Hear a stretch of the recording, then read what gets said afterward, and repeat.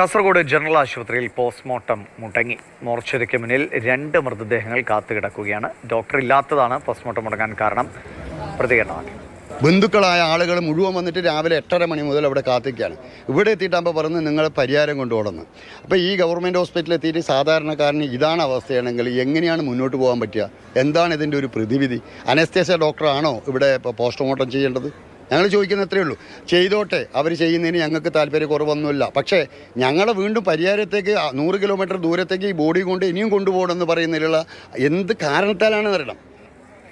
സാറംഗ് സുരേഷ് വിവരങ്ങളുമായിട്ട് സാറംഗ് രാവിലെ 8:30 മുതൽ എന്നാണ് അദ്ദേഹം പറഞ്ഞത്. അപ്പോൾ ഇത് സമയം ഇപ്പോൾ 4 മണി ആകാറായി. ഇതുവരെയും അതിനൊരു പകരം സംവിധാനമോ മറ്റൊരു ഡോക്ടർ എത്തുമൊന്നും ഉണ്ടായിട്ടില്ല. ഇപ്പോഴും ആളുകൾ ഇങ്ങനെ കാത്തിരിക്കുകയാണോ?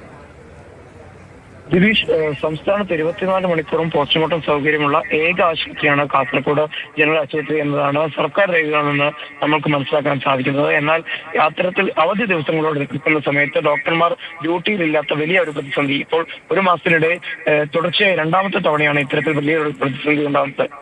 പ്രായമേറെ ചെന്ന വയോധികരായ 2 പേരുടെ മൃതദേഹമാണ് ഇത്തരത്തിൽ അനാദരവോടുകൂടി പോസ്റ്റ്മോർട്ടം ടേബിളിന് പുറത്തായി മോർച്ചറിക്ക് തൊട്ട് മുൻപിലായി കാത്തിരിക്കേണ്ട ഒരവസ്ഥയുണ്ടാകുന്നത്. ബന്ധുക്കളോടൊക്കെ തന്നെ തൊട്ട് അപ്പുറത്തുള്ള ജില്ലയിലെ കണ്ണൂർ ജില്ലയിലെ പരിയാരം മെഡിക്കൽ കോളേജിൽ കൊണ്ടുപോയി പോസ്റ്റ്മോർട്ടം നടത്തണമെന്നുള്ള ഒരു കാര്യം തന്നെയാണ് പോലീസിന്റെ ഭാഗത്തു നിന്നൊക്കെ തന്നെ ഉണ്ടാകുന്നത്. എന്തായാലും ഉദ്യോഗസ്ഥർക്ക് ഇവിടെ എത്താൻ കഴിയില്ല. ഡോക്ടറുടെ ഭാഗത്തു നിന്നും കൃത്യമായ ഒരു മറുപടി ലഭിക്കുന്നില്ല എന്ന് തന്നെയാണ് മനസ്സിലാക്കാൻ സാധിക്കുന്നത്. അവധി ദിവസങ്ങൾ ഇതിനു മുൻപ് അനസ്തേഷ്യ ഡോക്ടറാണ് പോസ്റ്റ്മോർട്ടം നടത്തിയതെന്ന ആരോപണം ഇതിനിടെ ഉയരുന്നുണ്ട്. ദിവിഷ്.